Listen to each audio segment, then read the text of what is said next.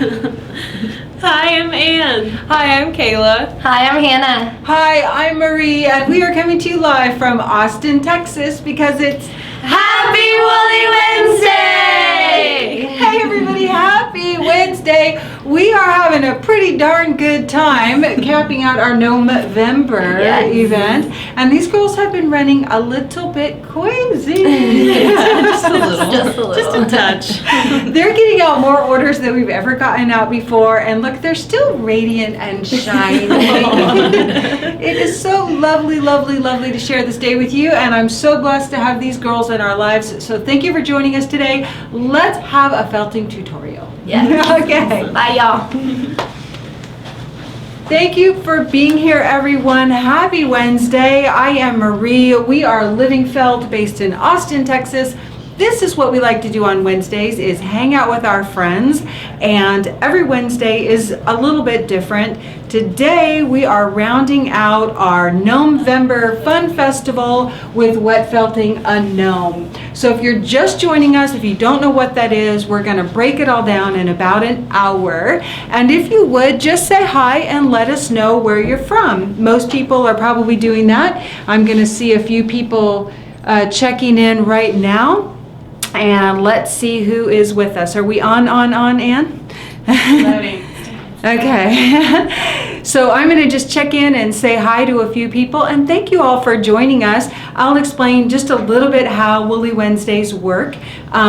Sometimes we have a live tutorial like today, and sometimes we have more show and tells and answer questions, but it absolutely is an interactive hour. So ask your questions or chime into the conversation, and everybody who does, your name goes into a hat and you could win a prize at the end. So just break the blank page scenario and just say hi and let us know where you're from. I'm going to say hi to a few people. I see Laura Burke, and I see Deborah Reardon in North Carolina. I see Ulta all the way from Sweden. Thank you for being here. Kim Zapf. I see Spring in Pennsylvania, and Marla in California, Marie in Mississippi. Thank you for being here, everyone. I see a lot of people joining us.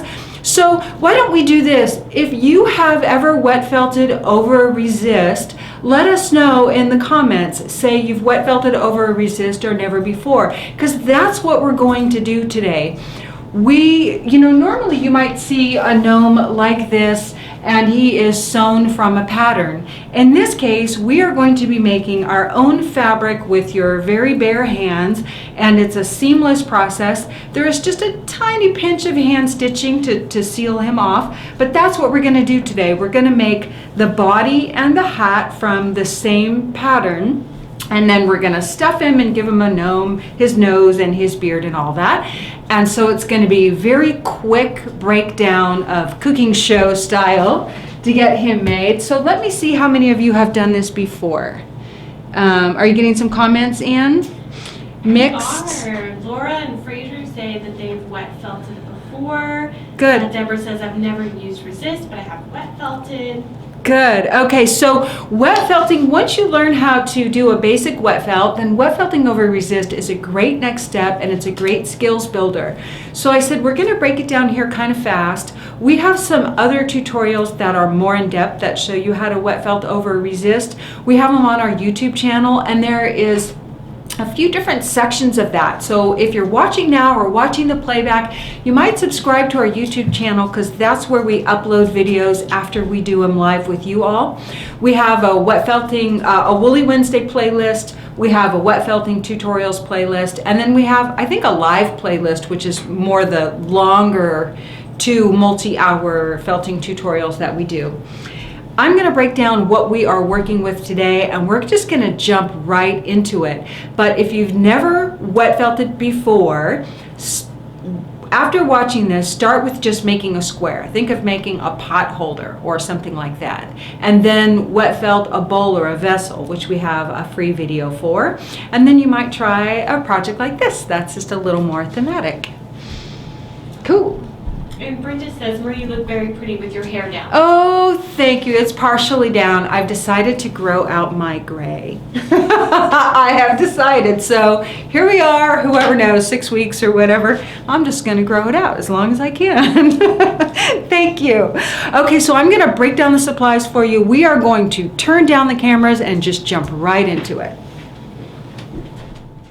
And some of you have not. And you know what? Hey, you really just can have a lot of fun once you learn how to wet felt over resist. So I know all this stuff is bagged, but you're going to see it unbagged in a second. Today I'm wet felting with the short fiber merino bats, and this is how they come. We package them in a 4-ounce bag. I am working with evergreen and white. Our big gnome, this guy right here, let me see if I can get him under the camera. I used 2 ounces on his body, and I used just under 1 ounce on his hat, and I put a little bit of shiny stuff on top of that. So underneath, that's what he looks like, and I just used the same resist to make the hat and his body. And these are just some locks from my stash. We're also going to be working with our MC1 batting. Today I just chose Peachy for the skin tone. This guy's right here is Latte, if you can see those two together. Latte's a little more suntan, if you will, and Peachy's a little more ruddy, like blushing cheeks. Oh, Kim shares, I love your short fiber. It melts like butter. It does melt really fast, which is a great reason to use it for a project like this. And we're going to be stuffing with our CW core wool. Today I'm just working with scraps. The CW core wool comes in a batting or a roving, and what's fun about the roving is you can just reel it out of the bag in long strips. So today I'm just working with scraps, so save your scraps. So that's all we need for the fiber, except for some locks. I'm working with, I think what's left, this was from Seamus, I think, or someone similar. So whenever you see locks that you like, my recommendation is buy them, because the same animal doesn't really repeat. And I'm gonna use locks that are just natural creamy on this guy today. Okay, there's a few other things that we'll use, and I'll show you those when we get there. But for basic setup, this is one of the ways I like to set up. I have a grippy mat underneath so my working surface doesn't slide around. I have this old towel, which Sonia Oswald, if you watch back later, you left this here. We have cut it in half, so we're keeping it. More grippy shelf liner. This is our super bubble. It's not bubble wrap. It's a real rigid bubble, and it's real durable. I like it because it's rigid, but if you have bubble wrap instead of this, you can use that. I'm also going to work with our mesh. I like to have 2 separate layers, and I'll show you why. If you don't have mesh or you don't like to work with it, and I'll explain a little bit about working with it when I get started, you can also use real thin painter's plastic and bubble wrap. This is probably 0.7 mil, but I'm going to work with mesh. The next thing you need is a resist. So I'm going to move this mesh for a second. Our resist material is like this thick foamy stuff. We also have bubble wrap, which you can use. You can use cardboard. You can use anything that you can feel through your fiber. If it's too thin, you might want to put like painter's tape on the edge so you can feel it. But this is our resist, and I like it because it really holds up to multiple uses. This is the size I used for my big gnome. It's approximately 25 inches by 12 inches at the widest. And the guy that we're going to make today, for time's sake, is about 13.5 by 6.5. I think that's what we said, right, Anne? 13.5 by 6.5. So when we wet felt over a resist, the idea is that we'll be able to make a 3D hollow form because the wool does not felt to this. So that's what a resist is a barrier so the wool does not felt to itself. And we're going to sandwich this in wool. The other things I have, of course, are olive oil soap, my favorite wetting tool, which is a kitchen sponge, and some nice hot water. When I make my hot water, what I do is I put like a little chunk of soap right in the bucket, and then I just run the hot water right over it so that it gets it soapy. By the time I start felting, it won't be all that hot. But hot water, when you're not using any silk or anything, is fine. Okay, any questions before I get going? Debbie asks, is there a pattern for that resist? I don't really have a pattern. This is a freehand. I don't not made it the size of a book page, but it's just like a big apostrophe. I just like it to have a swirl. You could just go straight up and down like a big teardrop, but it's like a big apostrophe. Okay, I think that is, I see someone says, is grow out the gray a US term? Fraser, I mean my hair. I'm gonna not dye it anymore. For those of you who don't know, I have a lot of gray hair. I just hide it under dye. I'm gonna give that a laugh, haha. Okay, oh, I am gonna use additional towels. This is my bamboo mat, but some of y'all have seen me do this before. I have it rubber banded down because I'm gonna use it a little bit like a core roller. All right, we ready? We're ready. Cool, okay. So there's a couple of ways to start this. This is my resist, and what I want to do is cover it in wool, and you'll start to gauge your thickness, but basically I'm gonna use one thickness of the batt, kind of how it comes when you peel it apart, and then I'm just gonna run a little bit more up the middle. So here's what I like to do when I'm felting. I like to kind of tear my wool off in advance so that it's a little bit bigger than my resist. Because what we're going to do is wet it and wrap it around. So let me show you what I've done here. First of all, I have my mesh down. I have one layer of batting. This is very thin, running this direction. And wherever you put new fiber down, I'm filling in here with more wool going in this direction. You want it to overlap slightly. So I have an entire layer going side to side. And then I ran little bits of wool just right up the middle. So I have a nice, thick, even layer of fiber. And that's the most important thing, is when you feel it, that it feels nice and even. Now up here at the very tip of the hat, this wool is going to wrap all the way around, so you don't have to make it as thick as it is down here in the body. Some people would wet their wool laying down like this and then wrap it around. I'm going to do the opposite, and I'll show you why. So the first thing I'm going to do is make my mesh sandwich.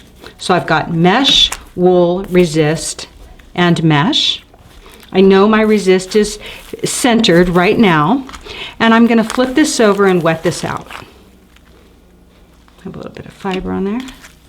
We're going to wet, and this is how I like to wet. If you've seen my videos before, you've seen me do this. I load my sponge with water so that it's dripping. I'm going to rub it on my soap, and I'm going to press right in the middle. I'm pressing water and soap in and air out. Go to the edge until you can feel the resist, and I'm going to add soap to this hand as I work. Soap is going to act like glue and help keep all the fibers close together, and its high oil content is also going to help hold the water in. You want to be able to feel the resist through your pile of wool, and you want it to be fully wet and flat. And Anne, you just interrupt me with questions on the topic, sort of the place where we are. Okay, so I have this side wet, and before I go too far, what I'm going to do is ever so lightly rub a little bit of soap and just massage the surface only above the resist a little tiny bit, just a pinch. So I know where all of my outlines are, and I'm just rubbing a tiny bit. No pressure, honestly, no pressure here. Just gliding across the surface. Now I'm going to flip it over. And if you need to reposition your resist, you could do it now. You could say, oh, I don't really like that. I want the top to come a little more I feel like that's a little more centered, so reposition it. Now, you don't need all of this wool sticking over the edge, but what we're going to do is do our best to only wrap wool around one side. some people use plastic instead of the mesh. When you use the mesh, one of the benefits is you can feel what the fiber feels like with your hands. And then I like to use the mesh to help me coax the fiber back over onto the resist. So I'm going to wet and soap. You want soap in each stage. And try not to create big folds. I'm going to show you how you can tear fiber off here in just a second if you have too much. So bring all of this over. Like I can see this is already a little bulky, a little more than I need. If you're going to tear wool off, you want to have your hand on it and peel it off this way so that you don't tear all the way through all the layers. Alrighty, and is that foam resist the only resist that could be used, or do you? No, we just said you can use bubble wrap. Some people like to use really thick plastic. Some people like to use cardboard. So there's a number of things. What really helps is that your resist is flexible. You want it to have some flexibility, and you don't want it to fall apart on you when you use it. So you don't want thin paper. You need something you can feel through the wool, something that you can bend, and it does help to have something that's reusable and water resistant. So there's lots of different type of foam products people like to use. This is just the one that we use and sell. Okay, so in here where there's a little bit of bulk, or where you have some folds, you can tear this wool out and make it nice and flush. Up here, I'm going to make sure y'all can see does this tip show on both ends? Up here where we are? Mm-hmm. Okay. Up here around the top of the hat, what you can do is actually fold this all the way back under. We're going to have more wool up here than we need, but we're going to let it wrap all the way around the resist. So everywhere it's dry, go ahead and get it wet. And I'm already behind time. We're just going to do our best. We might go over a few minutes today. We're going to do our best. It's a big project to try and squeeze into an hour, but I still wanted to put it out there, especially for people who already felt. And Brenda asks, is the short fiber wool better for this project because it's quicker, or is there another thing that makes it ideal? I think it's because it's quicker. It's going to make a nice smooth finish, but mostly it felts fast. Okay, so up around the hat here, notice that I've wrapped all the way around, and then this is where my resist ends. You can kind of peel this fiber off a little bit and see how I left that loose. We'll work with that in a minute. And Sherry asks, what can you do with the wet wool that you removed off?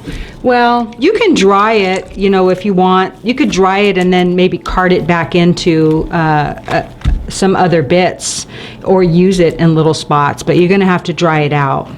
The stuff I peel off, often I let go, sometimes. And Spring asks, is your resist porous?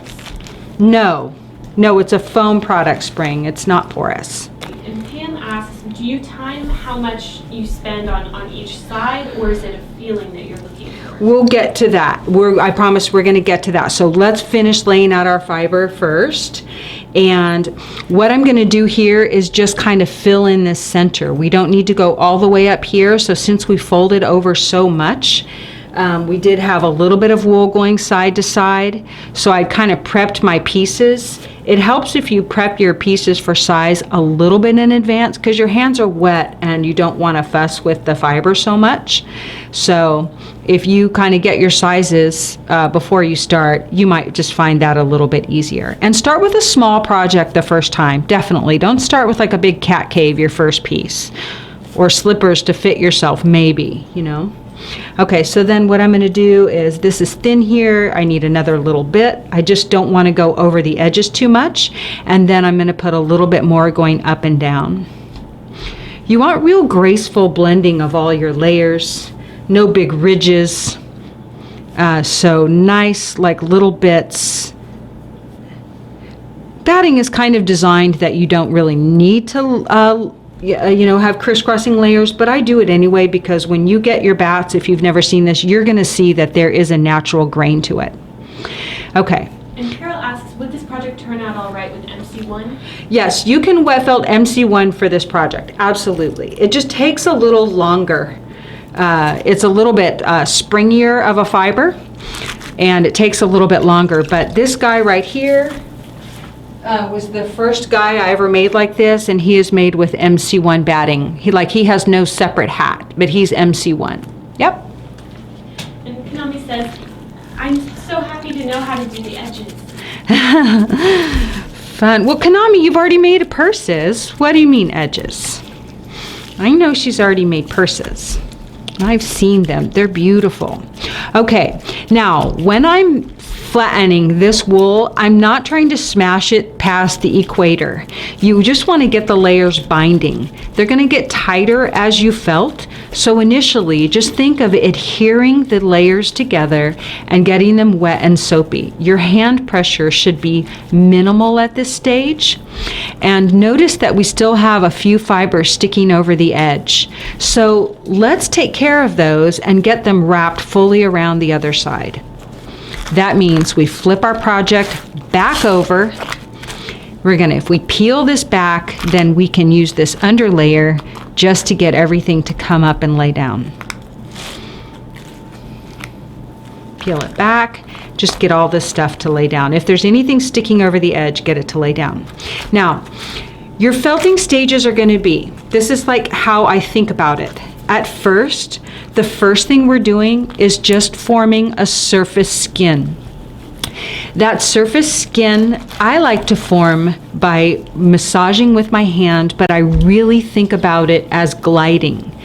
If your hand pressure is too great, the fiber is going to start to pill up through this mesh. If you have a design underneath, you'll see it moving around a little bit. So you don't want your pressure to be so great that the fibers pill. You don't want them to stick to the mesh. You should be able to peel back your mesh and have no fibers adhering to it. So practice that, having gentle pressure. Now, if you're just really heavy-handed, you really might prefer to use bubble wrap instead of the mesh. Some people felt the whole thing through bubble wrap. I like the water to pass through the mesh, and I like to see what's happening on the edges. So as you form this surface skin, you're going to work around the entire piece, massaging back and forth. So I'm going like side to side, up and down, little circles. Kind of think of patterns and repeat those patterns on either side, and you're going to work the edges. You want your fiber hugging the edges of your resist, so always think of your motion as going in. Because if it comes off, if it slides off the resist, it's going to felt to itself and create what we call a seam, and that's what you don't want to have happen. So always work the edges as you go, and this real thick resist, I've been felting a long time, and I would say it's great for beginners, but on a project like this, I love it too. Connie says, hands, the greatest tools ever created. For sure, Connie. Yeah. I felt a lot with my hands. I don't use any wooden tools other than the roller for a project like this, because you don't need too much pressure. So what I would say is go over this whole side several times. You might time it. You might say 5 minutes, and then flip it over and repeat. We're going to have to cut ourselves short on the hand felting part, but what I want you to do is do that on both sides, remembering to peel back your mesh over and over. The more you felt it and you peel back your mesh and it doesn't stick, the closer those layers are getting together. After you have gone over both sides, let's say a project this size, 5 minutes per side, you've gone in circles, you've gone back and forth, and I'm going fast, by the way, so go slower. Up and down, gentle pressure, peeling back your mesh. After you have spent at least 5 minutes on each side and worked all your edges over and over, and notice what I'm doing up here at the tip. You can leave that tip alone for a second and just work the fiber up. Then what you can do is blot a little water out with your towel.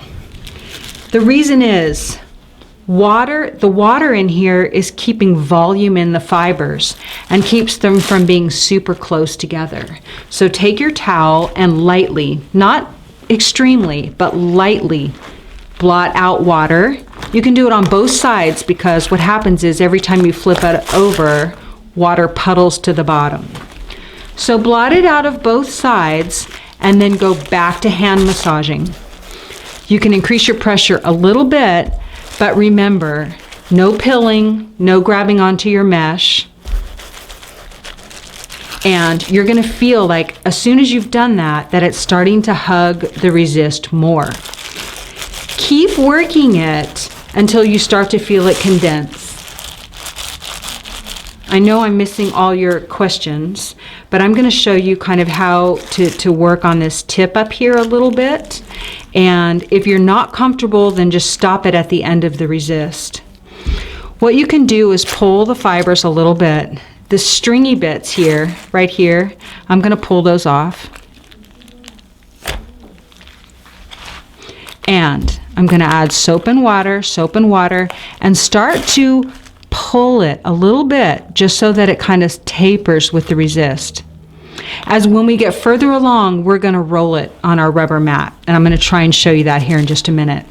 So keep working your piece with your hand rubbing and go back to at least 5 minutes per side.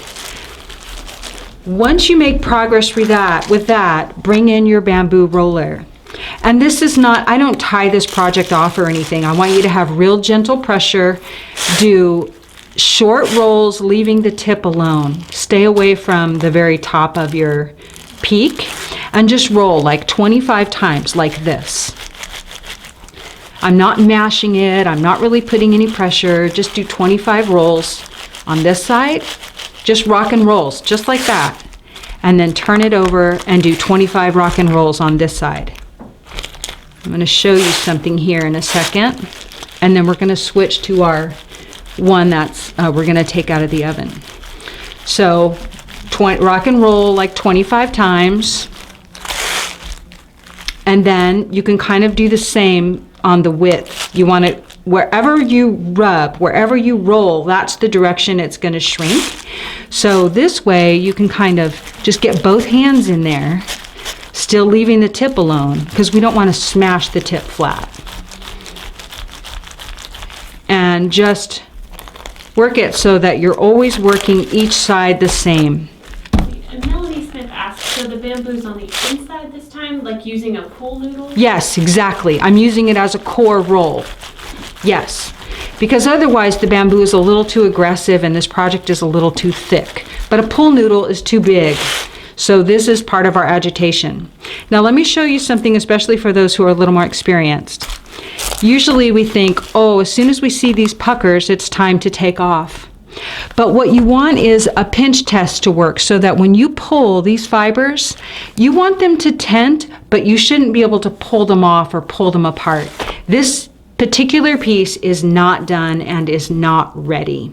So I would want you to do your rock and rolls with your bamboo and stuff, but it will be more ready to take off when you can rub it with your hands and not disturb the fibers. So what I'm going to encourage you to do is after you roll with the bamboo on each side, get your hands in there again and really increase your agitation, being sure that you hit the sides, you hit all the edges, you go your circles, you go up and down, and you should really be able to rub this wool without it sticking to the mesh. You're going to kind of burnish it. When you get to the tip, and we'll jump to our one that's a little more done, this is a way you can kind of work on the tip. Am I kind of out of the way? You can roll it. Are we okay? No. Where do I go? Sorry, the video's updating. We're good. Okay. You can kind of roll like this. If that's too difficult, if you're not getting it round, then stick just that tip in your little grippy mat and rub it just like that. You just want that very tip to kind of get round. Don't overwork it at this point, just start getting it round. And I find that working in the same direction of my fingers often works better than trying to rub this way. Try that. Okay, so when to take your piece off, let's jump to that. I have an Insto Presto piece that I felted last night. This piece feels very solid in the hands. I can rub it and not really disturb the fibers. It's hugging my resist well. If I were to roll it, I'm going to get to the point before I take it off my resist where you roll it by itself. So no bamboo, just roll. And you start to see what happens with this puckering is the wool is wanting to shrink smaller than the resist. And that is when you know to take it out. Like the resist tends to bow up how you rolled it. And that means it's ready. So yes, I can pull it. I can't pull the fibers apart. I've got a nice fabric going here, and we're gonna cut it open. Okay, so to cut it open, I just want to cut a small slit right in the bottom. How are we doing, Ann? Okay, we're kind of on time. All right. I'm going to cut a tiny hole with my huge scissors. Remember, when you cut a hole in your felt that it always gets bigger. So just try and get to the resist without cutting the resist. And I'm going to cut a small slit like from the center heading each direction. You really only need it big enough to pull your resist out, but in this case, we also want to be able to stuff it. So I can see my resist and you can see my fabric. And if your resist is flexible, then you should be able to bend it and pull it out. Sometimes you might need to cut your hole a little bit larger. Just check it out. Here we go. Okay, so there's my teardrop and here's my piece. Now it's time to felt this guy some more. I'm actually going to go ahead and open up my bamboo. And Karen asks, could you cut out the center instead? You could cut a hole right here, like if you're making a little house or something like that, whether, you know, like if you were making a cat cave or a bird nesting thing or whatever, you definitely could cut the hole wherever you want. And I want to stuff the bottom because what's going to happen is all of this is going to become the bottom of our gnome. But let's felt it some more. We don't want a flat gnome, we want to stuff him. So the first thing to do is to refold it so that what was on the side is now going down the middle, and rub it with your hands. Now this thing is cold. Honestly, it's been sitting in a bag all night. You could heat it up if you want to, and yes, you can leave something and come back to it later. So you see that I have no seam. It has held up really well. And what you want to do now is felt it. Let me just squeeze it out. I'm going to heat it up a little bit. You want to felt it by hand. You can use your bamboo if you want. Make sure you continue to work the top as much as you want, but roll it. Roll it in your hands. Roll it on your bamboo mat if you want to. That'll really help shrink it up too. This is all the agitation part. When we make felt, we need heat and agitation. And so here is where we're technically fulling or further shrinking the fibers.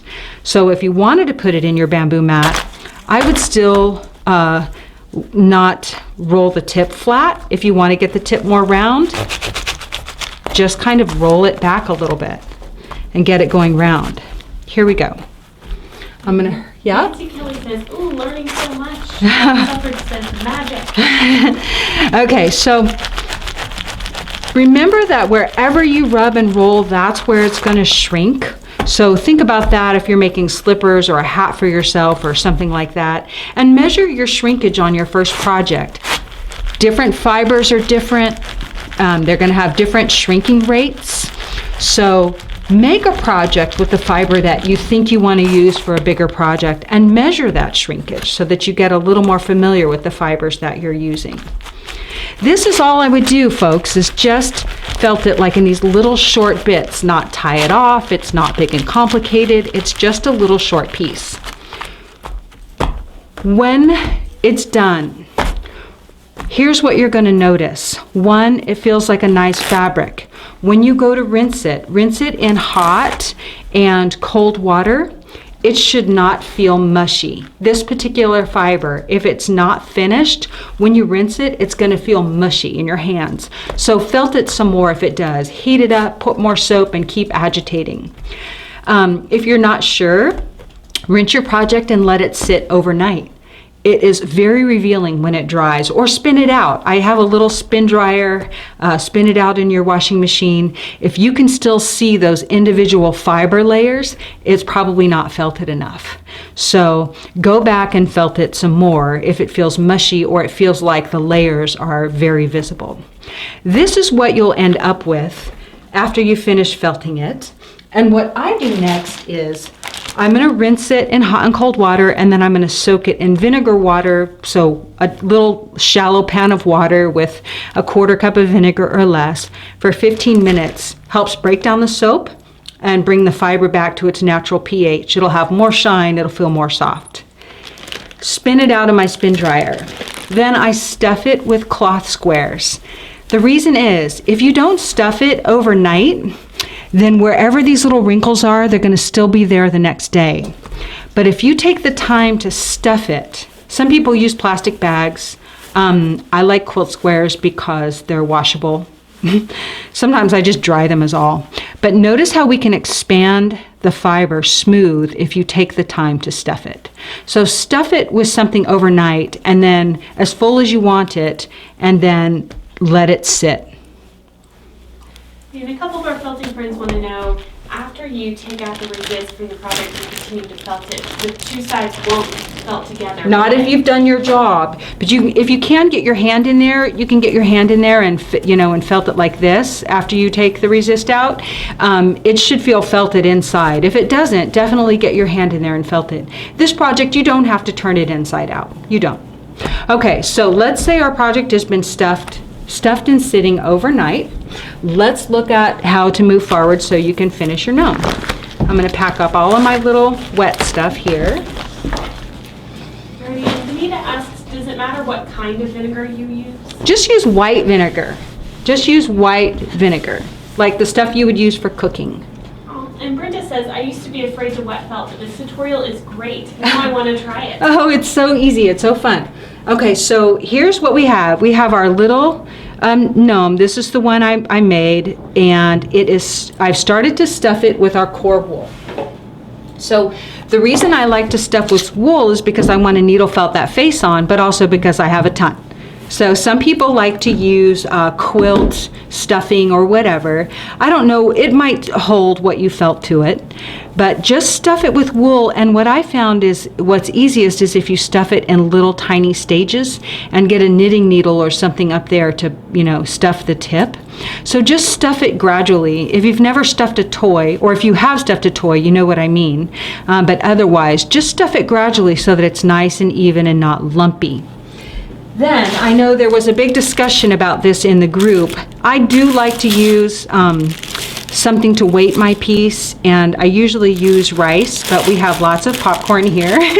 So I like to use something to weight the base just right here. You can wrap it with a little wool if you can fit it into stuff, because I just don't want the corners. I think this bag has a hole in it, Anna. Oh, my bag is torn. Okay, so we're going to skip, my bag's torn. We're going to skip the food part, but I'm going to weight it right there. So stuff it all the way until you're happy with it. And then we're going to get a little face and beard on him. Now, while your guy is sitting, whether it's in the vinegar bath or overnight, you're going to want to make him a hat. When I make the hat, I use the same resist. I just put the wool shorter. You can cut it so you can make it longer. I just stop the wool for the hat right about here.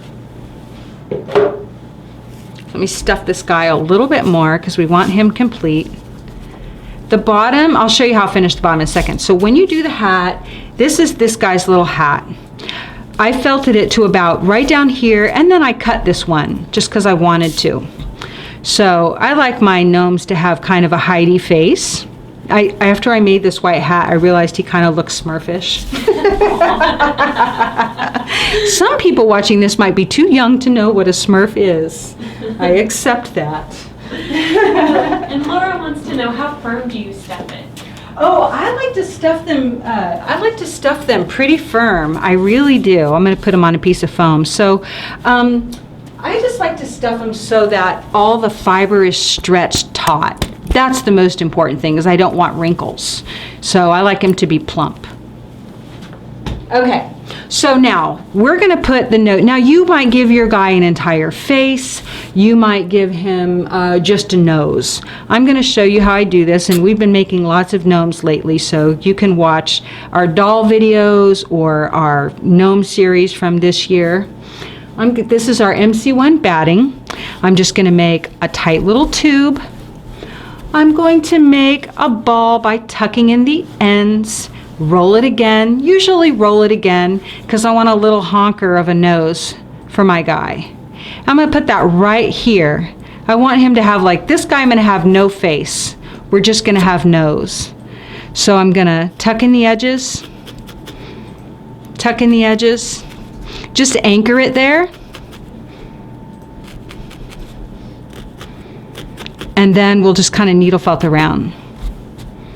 Man, Evergreen short fiber Merino Batt is getting some love. Oh, really? Yeah, Evergreen. Now, we do have Evergreen also in MC1, if you're using MC1, so if you want to needle felt with it, we do have that. Okay, so this is what I kind of do, is make a little nose with like a flat bottom here. My other little guy has a face. If you don't need all this wool, just pull it off. I'm going to just quickie not finish all that off. But I'll show you, my other guy has eyes. You can shape the nose. And then what I do with the nose is, once I kind of have the sides anchored down and the bottom anchored down, then I just poke in nostrils. I know I have some fiber that I don't love there, but I'll try and ignore it. I just poke in the nostrils. One side, one side, one side, one side. And take your time. I like to sculpt the nose well. You don't want some little kid to come pull it off. So take your time, move up to your finer needles if you want to, and get it all nice and shaped and firm. So for those people who are, if anyone's just joining us, it looks like we had pretty consistent. We're making stuff with handmade felt here. This is a different fiber. This is our MC1 batting. I've got a lopsided nose, but y'all will forgive me as I'm going to jump to the beard so that we can finish. So take whatever locks you like for the beard, and especially for those who knew, notice that there is usually a blunt end where it was cut off the animal, and then a curly end or a tapered end, which is natural. Now this, you get these little curlicues from a lammy fleece, like a lamb's fleece. They're not always gonna have these little curlicues, but notice that one end is more tapered and one end is more blunt. When you're trying to separate locks, if they seem tangled up, try and find those curly tips or the natural tips and pull from that end to separate them. And then gnomes can have, some gnomes' beards go like all the way to the floor, right? So yours can be just any way you want.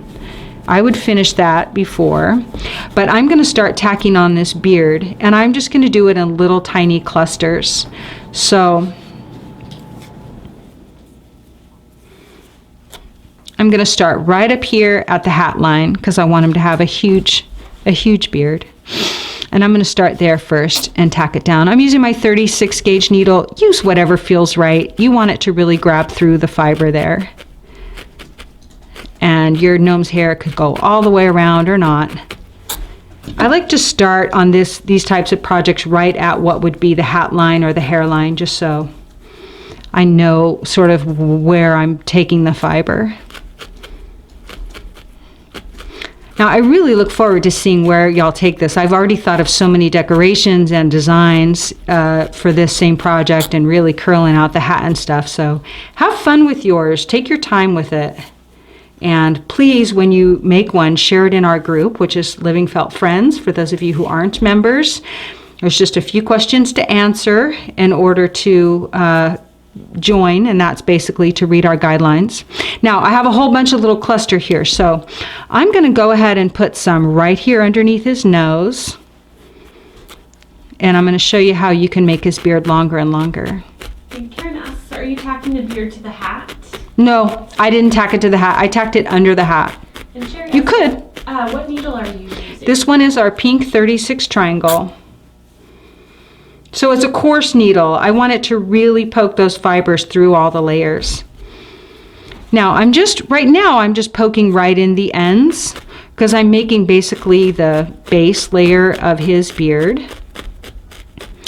And if you want the beard to be more full, add locks on top, and here's a fun way to do it that really adds some dimension. Again, get all your cut ends lined up, but this time we're going to felt it backwards. So I'm going to take these blunt ends, and instead of laying them like this, I'm going to needle felt them like this. Hold them up so they're kind of going up the head. Needle felt those blunt ends, the cut ends in. Anchor them in really well. And then lay them down and needle felt them, the top just a little. And then let me show you how to make the beard even longer, and then I'll take another question. Okay, so if you want your beard to be even longer, fuller in here, you want it to go further down, now you can start building like underneath because you have all this top done. So now you can start filling in down here and make the locks look even longer than they are. Just trail them further down, and at each junction you can look and see how does it line up with the top, and even start to sculpt these and get these guys to lay down. So that makes this beard look even longer, and you can shape it. All right, next question, Anne. Alrighty, Shelley asks, why do you do the beard after the nose? For me, the nose is like a central feature of the gnome, and so I decide where the nose goes first, and then build around it. It's just how I like to work, but you could certainly put your beard on first if you wanted. He's not going to have a mouth or anything, so for me, it's like the nose goes in. We often do that on a doll too. We sort of decide where's the nose, and then we put in the eyes and such. I'll show you my other little guy too. He has a little bit of a face, my taller one. And in this way, you can just keep building onto your beard and make it even longer. So I'm going to put a little bit more on, and I think we're going to call him done until I get him a proper popcorn bag in there. Any other questions right now? Let's see. Doris wants to know, do you have any tricks for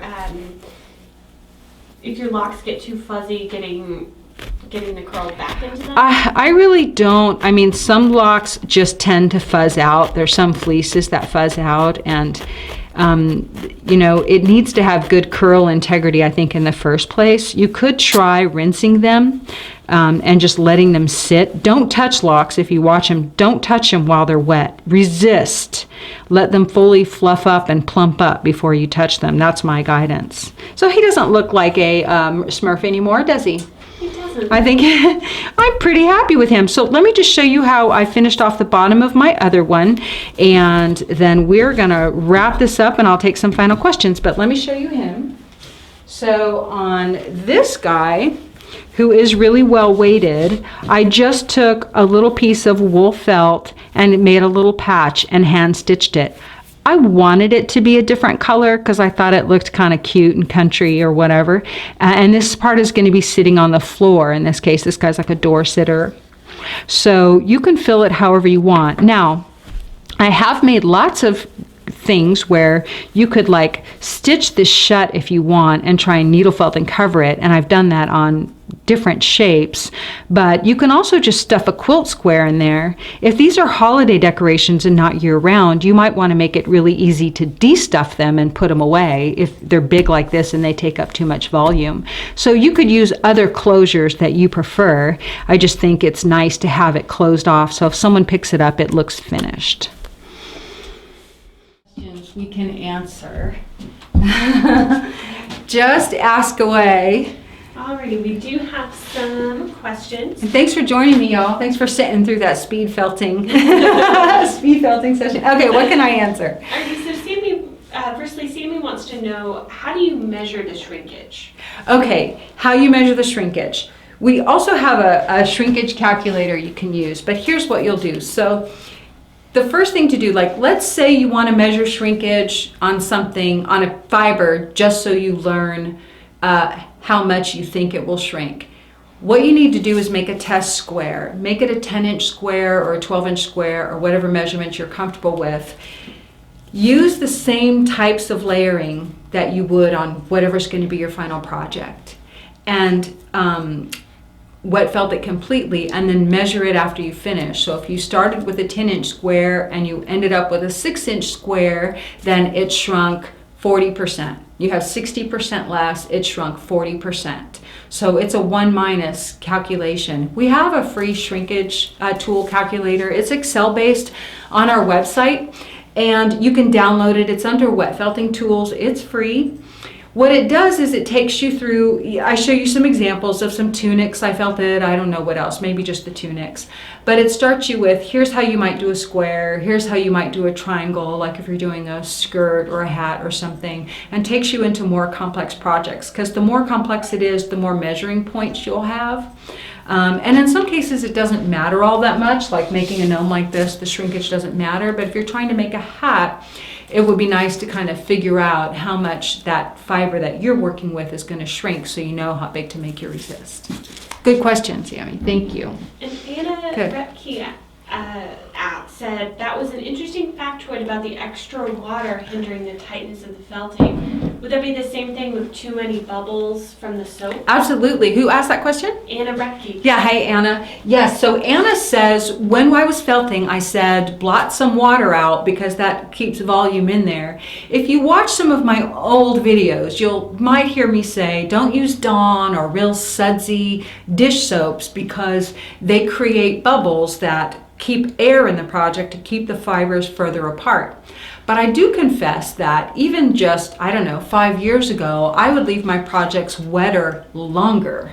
If you roll a project in bamboo or a pool noodle or whatever, if anyone's ever done that, you know immediately as soon as you roll that all manner of water comes running out, and you usually need a pail to catch it if you're felting something big. If you wait to roll and you're using your hands, blotting it with a towel is going to help reduce that volume of the water. So yes, if you were just rolling it right away, that automatically starts squishing water out. But over a resist, especially this thick, I like to wait on that a little bit. And a couple of our felting friends want to know, is the gnome's hat attached? I didn't attach my gnome. I left mine loose. So this guy, there's his little face. So no, I didn't attach them. And now notice that on this one, I let this just round out. But then here, I did more pulling and more rolling to make it more firm than I did on this guy. Because this guy's stuffed like all the way up. So I didn't attach him. You could. Like this guy, it's just one piece. There's no separate hat. This just wool that was needle felted on later. Along with the beard and stuff. So this is the first one that I ever made, and I never even finished him because I use him for teaching, and he has glass beads inside of him. So whatever you like to use. Good questions, y'all. What else? Melanie asks, could you needle felt the patch on the bottom instead of sewing it? You're sure? I suppose you could. Mine is 100% wool felt, and it's not going to want to needle felt. The wool felt to wool felt doesn't needle felt all that easily. It's just easier to sew it. But I do have ones that I have closed with wool. Like you could just needle felt wool onto the bottom. It's just going to take, because this is kind of squishy, it would take a lot of effort to make that part well felted. Something to think about. And Linda asks, what would happen if you forgot the vinegar rinse? Nothing. I mean, the wool tends to be a little more soft and have a little more of its natural sheen when you use the vinegar rinse. It just helps bring it back to its own natural pH and helps break down the soap. So think of like soap is really basic usually. Sometimes we have a neutral soap, but wool prefers to be a little more acidic. And they say that if wool is too basic, it starts to get brittle. I mean, honestly, there were many years when I didn't do vinegar rinses at all. And I definitely have a lot of those pieces still around. I didn't really understand the merit, but I would say that it does tend to, add to the sheen and add to the normal softness that you're looking for. Oh. So Okay. Bonka Perry just shares, for your information, gnomes or Tomte in Sweden or Finland are lucky home beings. During the holidays, they are left porridge at night to keep them happy. But if you don't leave them a treat, they are revengeful. So keep your gnomes happy. Keep your gnomes happy. Yes, you might see them called Nisse, Tomte, and gnomes. They're just so fun. And yeah, they do get up to some shenanigans if you don't keep them fed. I didn't know about the porridge though. I thought it was cookies because in my house that's what they eat. Maybe it's because we don't make porridge. Okay, any final things? Y'all, we will post this on YouTube just as soon as we can. Like I said, I know it's a speed version. We have other wet felting tutorials on YouTube. We have a tutorial for wet felting your own wrist warmers. That's a really fun project, and we work with a different fiber. We work with Merino top, so that's a long fiber. We have a tutorial for wet felting a vessel, which is just a bowl. So if you start anywhere, you don't know where to start with a basic round shape. It's so easy. And we have lots of other wet felting videos too. So we're just trying to keep adding more and more and more. So thank you for felting with us. Here's what we're going to do. We're going to give away some prizes now. So everyone who's stuck around, thank you so much for joining us. The fairies are going to come back and Anne's going to pull out her magic name bowl and we're going to give away some prizes. So I'm going to give everyone a heart. Thank you so much for joining us today. Hey, so I want to tell you, Woolly Wednesdays, this show happens Wednesdays at 2 o'clock Central, which you've joined us for today. There will be no show, come on in y'all. There will be no show, come on in, on the last Wednesday of this year and the first Wednesday of 2019. We need to pause for inventory and day after the holiday being open. So we're going to have, I think, 4 more shows. 3? Anyway, 3 or 4 more shows. If you're in our group, post some topic ideas or post here what you'd like us to do. I was thinking we could needle felt ornaments together one day, just maybe have a chit chat, and you can bring whatever you're working on and I'll bring an ornament and we can answer some questions. We need to keep them a little simple the last few shows, but I'm open to your ideas or things you want tips on. So post right here comments for the next couple of shows, things you'd like to see. Let's give away some prizes. Alrighty. Who wants to draw first? I've been talking all hour. No, okay. You guys draw. All right. Melanie Smith. Yay! Melanie! She's been posting stuff lately. What'd she get, Ann? Yeah, she got an MC1 studio pack. All right, Melanie, MC1. So that's one of our favorite fibers. We make it. That's why I guess. Alrighty. Give Melanie a heart. Okay. Joey Ludden. Yay, Joey! What'd she win, Ann? She won one of our regular resists for felting and 4 ounces of your choice of the short fiber merino batt. Super fun. You can make just about anything with that. My dog's up. Aww. Grandpa just woke up. Okay. Well, you want to pull one, Speed? Let's pull one, okay? Let's see, who won? Jennifer Lynn McMullen. Yay! Jennifer, you won a needle felting a sweet chickadee kit. Yay! Hey, y'all, thanks so much for playing with us today. And listen, for our prize winners, congratulations. If you don't love the prize you won, you can call us or email us at customerservice@livingfelt.com and you can pick one of the other prizes that we gave away today. We just so appreciate you taking time out of your week to spend with us. We love seeing what you make and felt, so keep sharing them in our group. Be sure to leave topics of what you want us to cover the next few weeks, and have a beautiful day. Bye. Have a great day. Bye.